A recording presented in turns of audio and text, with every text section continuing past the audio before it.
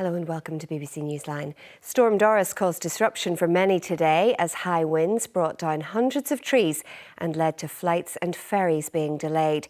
At one stage, over 20,000 homes were without power. Catherine Morrison has more. Storm Doris arrived early this morning, sweeping in from the west, leaving a trail of destruction behind.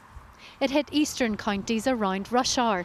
In Belfast, several major roads were blocked by fallen trees, leading to delays for commuters. The high winds uprooted hundreds of trees across Northern Ireland. Not even the dark hedges in County Antrim, made famous by the TV series Game of Thrones, could escape. Flights, ferries and train services also faced disruption and cancellations as the winds peaked. A top speed of 71 miles per hour was recorded on the South Down coast. The worst of Storm Doris had passed through by late morning, but the clear-up operation has taken much of the day. This team of tree surgeons has removed 30 trees from roads and pavements in Belfast alone. Most of the fallen trees were already weakened, either by disease or fungus. The tree's really quite spongy internal. It's just all falling apart and it's just breaking up. So there's no strength to it at all. Anything we've dealt with today now has either been structurally defective or the tree has been attacked by a pathogen, leading to a lot of decay, and therefore the tree's been weak. There was disruption too to electricity supplies.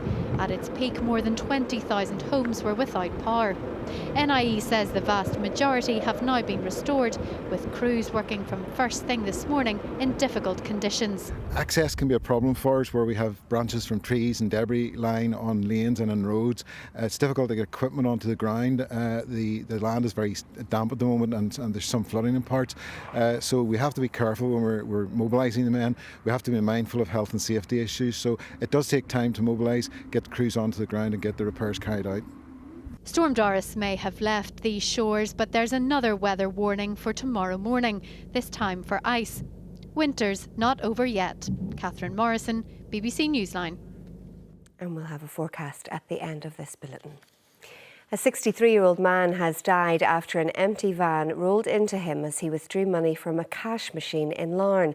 Our North East reporter Sarah Garvin has more. The man was using this ATM just before 8:30 yesterday morning when he was hit by a van. The vehicle had been parked on Main Street, but it rolled backwards and struck him. He was taken to hospital with a suspected fractured leg, but died this morning. Robert Reid was working in the butcher's next door when it happened. All we heard was a loud bang and a fella squealing in pain. So we immediately went to the window to see what was happening, and a few other people from the cars outside the shop had run to his help. So we then went and phoned for an ambulance. People are just shocked that somebody get knocked down and then die the next day. So it's horrible. Police have asked anyone who saw a blue Vauxhall van parked here on Main Street yesterday morning or who witnessed the incident itself to get in touch. Sarah Garvin, BBC Newsline, Lorne. The DUP MP Jim Shannon has broken down in the House of Commons during a debate about the prosecution of security force members.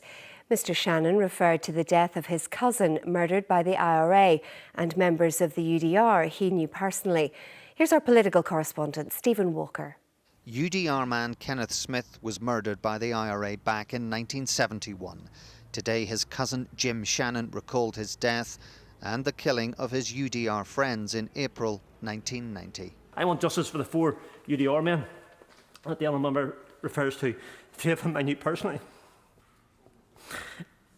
And yet there's no multi-million pound investigation available for that. So I resent the idea that seems to be promoted at present that one life is worth more than another. It's not. That's right. Never will be. Ian Paisley said the Director of Public Prosecutions, Barra McGrory, should remove himself from any involvement in legacy cases involving former members of the security forces because in the past he had acted for Sinn Féin. He should resign himself now from all further parts of this matter. I'm afraid I don't agree with the honourable gentleman in that regard. I know that the Public Prosecution Service of Northern Ireland has pursued prosecutions against a number of individuals for serious terrorist crimes during the Troubles and continues to do so. The Conservative MP, Sir Gerald Howarth, also claimed that the DPP was trying to stop journalists reporting his work. The Director of Public Prosecutions in Northern Ireland has issued effectively a fatwa to news organisations across the United Kingdom that had they the temerity to make any criticism of Mr. McCrory, that they will be served with legal proceedings. A spokesperson said the Public Prosecution Service is wholly independent, and as the Secretary of State has outlined, it's wrong to suggest that the PPS is applying itself to one side. The statement added that the Public Prosecution Service acts without fear, favour or prejudice. This debate was called by the DUP, who believe too much focus has been given to the prosecution of ex-security force members compared to former paramilitaries. But this month, PSNI figures obtained by the BBC showed that investigations into killings by the Army account for about 30% of its legacy workload. We must take everything in terms of proportionality, and we must ensure that there's fairness and balance in all of this. Stephen Walker, BBC Newsline. Meanwhile, speaking in Belfast this evening, the Irish Minister for Foreign Affairs, Charlie Flanagan, said prosecutions must be vigorously pursued in all unlawful Troubles-related deaths, regardless of the perpetrator. Mr Flanagan was giving the annual Pat Finucane lecture, organised by Relatives for Justice. It's not for governments to say to the bereaved that their loss or suffering is of greater or lesser worth than that of their neighbour, or even their adversary. Similarly, let me say quite clearly, there can be no amnesties. If a killing has taken place, it must be properly investigated to ascertain if it was unlawful, and thereafter, if the threshold of proof is met, a prosecution must actively and vigorously be pursued. Charlie Flanagan there. The DUP's Jim Wells has apologised for what he described as a light-hearted comment he made on Facebook about the dead sister of a former SDLP councillor. Conor McGreevy had changed his profile picture to an image of his sister, and Mr Wells commented favourably about her appearance. He says he did not know about her death and had not intended to cause any offence. With just a week until polling day, The View is out on the road tonight for a special election programme. Here's Mark Carruthers with details on what's coming up straight after this programme. Well, tonight we're at the brand new Belfast campus of Ulster University with an invited audience of young voters eager to question a panel of politicians from the 5 main parties. In just a week's time, of course, the polls will have closed and there'll be little to do but wait for the results that could shape politics here for the next generation. So join us for The View here on BBC One in just a few minutes. Well, it was a stormy, wet day thanks to Storm Doris. What will the weather bring over the next few days? Here's Jeff with all the details.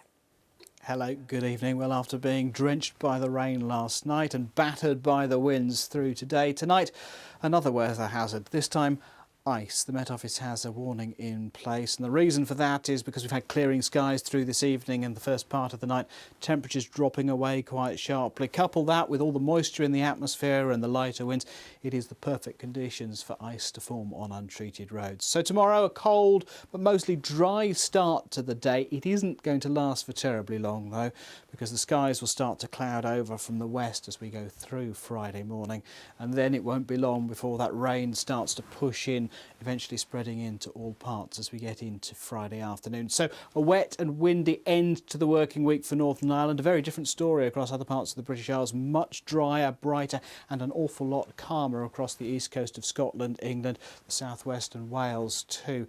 It's really only for Northern Ireland as we see that front coming through. Behind it we're introducing some slightly more mild air as we get into Saturday. That will help the temperatures on the rise. We'll see double-figure temperatures through the weekend. Not, I'm afraid, that you're going to notice it over much in the battering from that wind and rain.